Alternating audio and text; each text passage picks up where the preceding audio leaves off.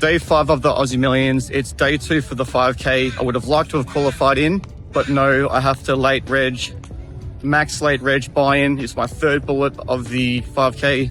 We start 20 big blinds, and at this point, it's just cross the fingers, hope to play well, and see how we go.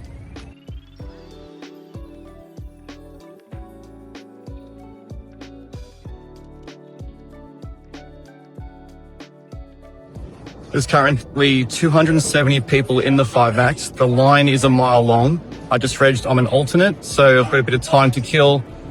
Just went for a big walk on South Bank with my mate Perry, just getting some fresh air, stretching the legs, talking some hands. So pretty pumped to come in and play.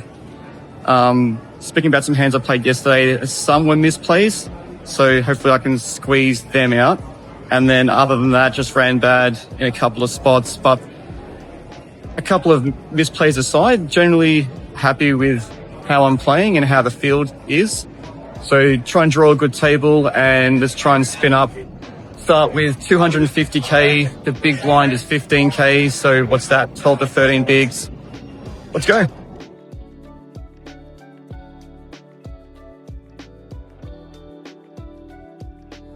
First break. And if you had have told me the table I was getting, I wouldn't have regged another bullet. There's a guy on the table, I don't know who he is, but pretty sure he's an ultra reg. He plays very well and he sits up straight too. You know those guys that sit up straight. The rest of the table, there's no recreational, there's nobody making many mistakes. I ran it all the way up to 800k and played one hand where I opened the low jack with queen 10 offsuit, and I open it because the guy in the big blind, he's the weaker one at the table. So I open it up and the small blind calls, and the small blind is the ultra reg. The flop comes jack 3 deuce 2 hearts. I have no heart. I bet 35 into 120. He calls.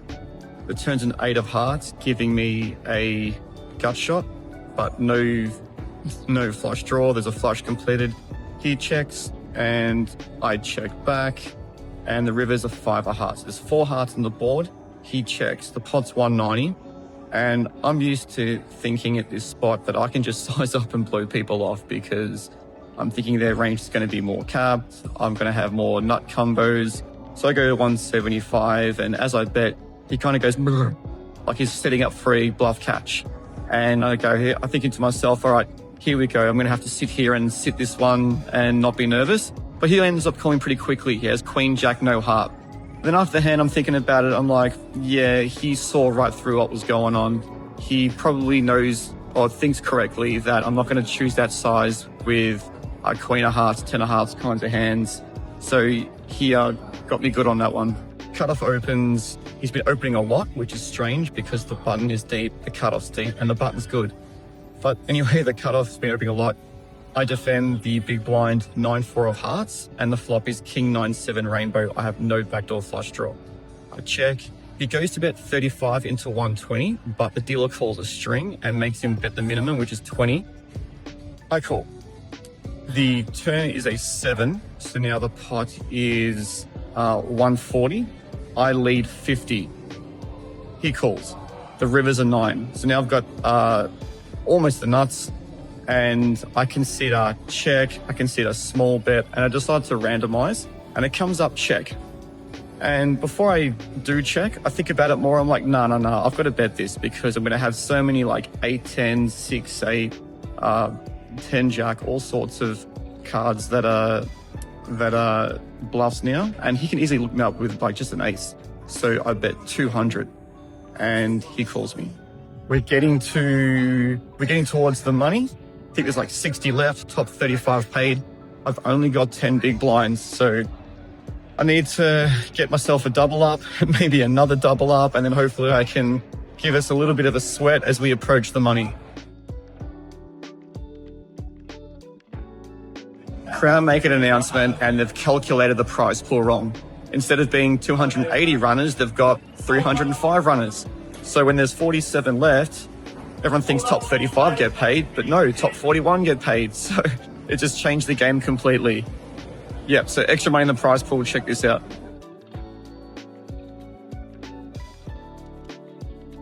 Now we're halfway through a hand and they've asked us to stop the action. So there's a hand in progress and they've asked us to stop. There's 45 left. The top 41 get paid. Nobody knows what's going on.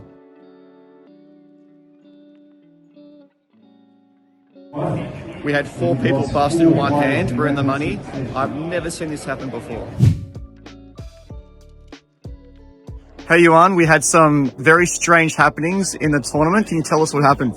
So we were like, if we're looking at the screen 4 from the money at the beginning of the hand, I was covering my opponent. Not really important the stack size or like the board, but the fact is like I was covering him in a high CM pressure from the money in the tournament, and I bet on the turn.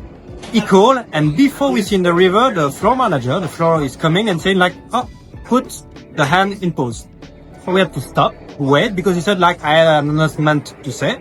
And we were like, what's happening? You know, we're literally in the middle of a, so already like super weird. What was the pot big on the turn? Kind of. It's not that really important, I believe, for me here. But the fact is, he has a lot of ICM pressure on his. He has a lot at that moment. And so we put in pause. Announcement, they announced that we are in the money. So in between the hand. So like I start the hand, the guy has like a high risk premium on his face. On the river, he has 0%. Okay, I was bluffing. It doesn't help me at all. It's like super weird, super strange. It cannot happen. We cannot start a hand like with someone with that high risk premium on his face. And on the river, 0. It changed everything. It changed the strategy. It changed the impact for me was kind of huge. Have you been to Melbourne before? Yeah. Do you like it here? What's your take on the series and the city so far? Well, the city and Australia in general is amazing, and I really love it. It's why I came back here, because I already came like 6 or 7 years ago. It was really amazing. But here, it's not even that. It's just like pure normal organization of a tournament and understanding of what is the bubble, what is the ICM at some point. And even you cannot, start the hand like you're not in the money, and in the middle of the hand, you are in the money when normally with hand by hand. You cannot have that information before like the end of the hand. Otherwise, I love Melbourne. I love the people here, and it's why I'm here. I enjoy my time. Thanks very much. Thank you.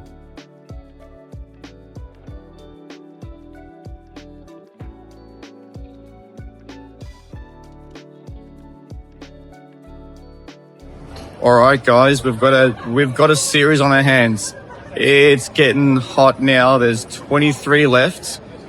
And I've got a big stack, way too many hands to talk about, but there's probably 2 key that I'll quickly talk on now. I'm going to skip the details because it's been a very just jam-packed couple of hours. But this particular hand, it's funny because they want to break the table. The guy on the big blind's like campaigning to break the table, and I'm on the button, so I'm like campaigning to try and keep the game going. The game stays. I limp the button with pocket 5s. And the small blind jams 23 big blinds. And I use 3 time banks because if I double up here, I'm probably going to have 3.7 mil. And if I lose, I'll have 1.8 mil. And 1.8 mil is probably still average stack, or maybe a little bit under. So I can take the gamble. I burn 3 time banks. I'm kind of like fishing, like, is he strong, is he not? Because maybe he has deuces to 4s and I'm looking good. If he has 6s to 7s and 8s, well, let's see if I get a read. Is he comfortable or not? And he's starting to like play with his cards. I'm like, all right, is it strength or is it weakness? So I burn the time banks and think to myself, if it's strength, I don't think he's going to be like trying to like get me to do something. And I call and he has A6 offsuit and I win a big flip. All right, now here's the big spot. I open the cutoff, King Jack offsuit. I've got 3 million at 25.50. And the small blind, he has 8 million, clear chip leader. He makes it 375. And wondering if I want to 4-bet the hand or not, I decided not to because we're getting deep now and I've still got 60 bigs, don't want to do anything crazy just yet. And plus, like, I can play post. Let's take the hand post. The flop's King, Queen, 6, 2 clubs, and I've got 2 clubs. He bets 1/3, like 250 into around 800. I call. Turns a repeat 6. Repeat 6 on the turn. And he bets half pot 600k. I call again. and the river is a 3 of clubs completing the backdoor flush, and he puts me all in. And with the jack of clubs and the king top pair and the fact that he's the big stack and just the vibes, I don't even use a time back because I've only got 2 left. I call and he's got complete airball. So now we're sitting on 6 million in chips. There's 23 left. We've got a really serious run here. Man, it's crazy how it turns. Like, I was coming in today firing 8 bullets across 2 tournaments and looking grim. And now look at us go. Let's go.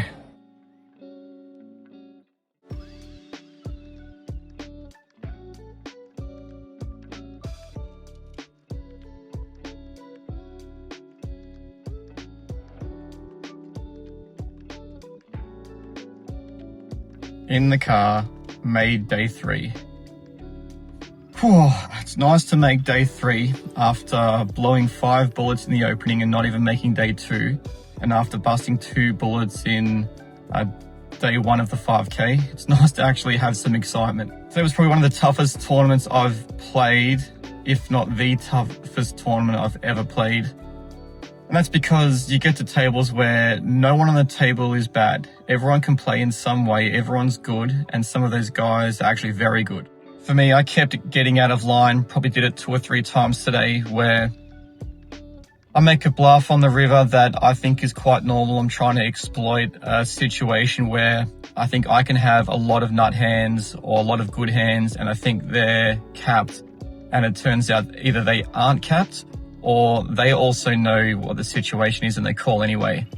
So that's probably one of the big differences I find between the good players and the not so good players. So all that means really is just gotta be pretty good technically and not have any gaps in your game. So on the river, you've got the right bluffs where you need them, but not too many. You can make the good calls, but not too many, and not too many folds. So just a good, well-rounded game. There's less spots to find exploits. Some still come up. So I think most of the time I feel comfortable. It's just those times every couple of hours I just catch myself out. So tomorrow when I come in fact, for the rest of the series, I think a big focus for me is just going to be just not getting out of line, nothing too absurd. I think you just got to pick your spots. So if you think you got a good edge on the opponent and you know exactly how he thinks, then that's fine. But if they're competent, really got to be careful, be a bit more sound technically. Anyways, tomorrow's day 3. I've finally got some excitement. See you tomorrow.